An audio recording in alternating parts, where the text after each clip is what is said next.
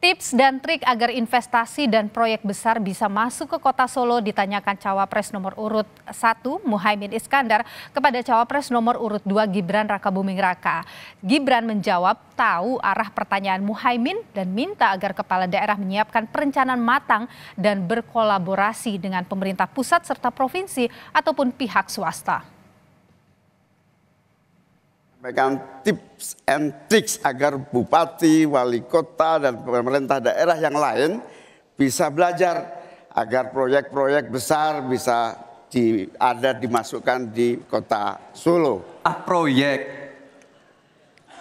jumlah anggaran yang digelontorkan ke Solo sebelum saya jadi wali kota itu lebih besar. Saya tahulah ini arah pertanyaannya kemana, tapi yang jelas ini Gus. Apa yang sudah dibangun, yang kita lihat bukan bangunan fisiknya saja, tapi kita lihat impact-nya ke warga. Yang saya tanyakan belum dijawab. Saya itu tanya tips and triknya agar investasi ataupun proyek-proyek besar bisa di sana. Sebab saya lihat itu ada 32 proyek pemerintahan pusat. Ada juga berbagai program-program yang luar biasa, patut kita banggakan.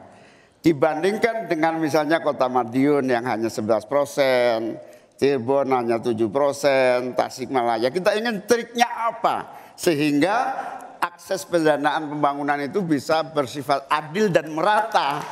Sebelum ada proyek dari pusat masuk, kita ya, para wali kota ya harus menyiapkan yang namanya readiness kriteria. Kalau nggak ada itu, nggak mungkin proyek itu masuk. 2, kita sebagai wali kota harus menyiapkan hal-hal non teknis, relokasi, nego dengan warga-warga bantaran sungai, bantaran rel kereta api, itu Gus. 1.